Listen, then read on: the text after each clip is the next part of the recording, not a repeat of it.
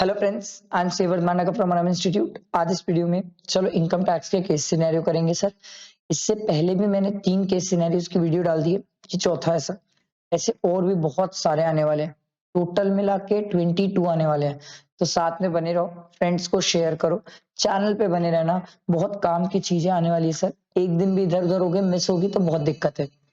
Revision marathon income tax GST के मैंने डाल चुके हैं, एक एक चैप्टर वाइज रिवीजन भी डाल चुका है।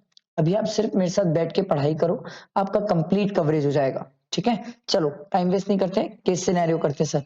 केस सिनेरियो का सिंपल तरीका मैंने ये बताया था, पहले अपन क्वेश्चन पढ़ते हैं। तो यहाँ पर ये बोला sir compute is tax liability जो कि सबसे मिनिमम हो। जब ये बोलते हैं ना मिनिमम, तब याद रखना वो आपसे 115 बीएससी भी चाहता है, आपसे नॉर्मल भी चाहता है, और इन केस एएमटी एप्लीकेबल हुआ तो वो भी चाहता है। अब वो तो क्वेश्चन में देख के पता चलेगा मैं कोई एएमटी एप्लीकेबल होगा कि नहीं, बट मैं आपको ये बता रहा हूँ, ये याद रखना। अगला है रेसिडेंशियल स्टेटस चाहता है, ठीक है भाई। आपसे पूछ रहा है एडवांस टैक्स लायबिलिटी होगी कि नहीं, वो भी देख लेंगे भाई। फिर आपसे पूछ रहा है सर टीडीएस का प्रोविजन, ठीक है। चलो क्वेश्चन पढ़ते हैं, समझते हैं। Mister x wanted to file his return of income for the previous year 23-24. He required assistance for which he has approached you. He has shared the following details relevant to the previous year 23-24. Mr. X owned a house property in Mumbai and the same was rent out for 70,000 per month. तो भैया rent मिलता है इसको, ठीक है, rental income है 70,000 per month, into 12 कर लो तो ये आ जाएगा 8,40,000। अरे यार एक जीरो ज्यादा हो गया, ठीक है, 8,40,000। ठीक, माइनस आईएचपी की इनकम है सर, 30% स्टैंडर्ड डिडक्शन भी होगा। ठीक है, अभी अपन देख लेते हैं आगे, बट मेरे हिसाब से बस यही है 8,40,000, इसका 30% स्टैंडर्ड डिडक्शन 2,52,000 माइनस करेंगे तो कितना आ जाएगा 5,88,000। ठीक है, आगे अपन देखेंगे इंटरेस्ट वगैरह रहा तो माइनस करेंगे sir. He claims that he is the only income which he has earned during the previous year 23-24. Okay. However, you had sought from his bank account. जब आपने उसका बैंक अकाउंट देखा तो you observed the following information additional. There is a credit of 23,975 towards income tax refund. ठीक है, इसका जब अपन bank account देखे तो हमें पता चला इतने का इसके पास रिफंड इनकम टैक्स का, which includes 5,775 towards interest on income tax refund. Sir interest on income tax refund कहाँ जाता है, आईयूएस में जाता है sir. Interest on income tax refund 5,775। ठीक है, आगे बढ़ते हैं।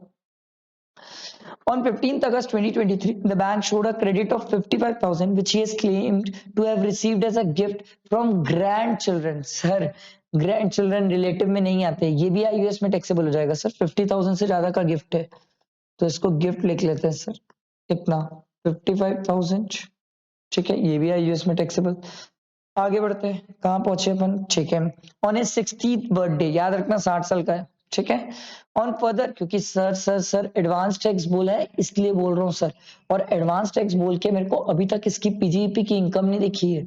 तो सर अगर पीजीईपी की इनकम नहीं है, 60 है उससे प्लस है, तो उस केस में उसके ऊपर कोई भी लाइबिलिटी नहीं आएगी एडवांस टैक्स की। ठीक है, अपन आगे देख लेते हैं इनकेस अगर पीजीईपी की इनकम मिल जाए तो। On further assessment, you were able to understand that Mr. X and his wife had traveled to Australia during the previous year 23-24 to spend some time with their daughter, who is staying in Australia since her marriage. ठीक है, on scrutiny of their passport and relevant document, you conclude that they have left on 27th September and returned on 30th March. 27 सितंबर को गया, 30 मार्च को आया। 27 और 30 दोनों India में count होगा, बाकी डेज हमें निकालना पड़ेगा क्योंकि उसके रेसिडेंशियल स्टेटस है। तो सितंबर में 3 दिन, अक्टूबर में, नवंबर, दिसंबर, जनवरी, फेब 29 डेज, ठीक, प्लस मार्च 29, तो इतने दिन ये बाहर था। तो 3 plus 31 plus 30 plus 31 plus 31 plus 29 plus 29, ये आ रहा है सर 184 डेज ये बाहर था।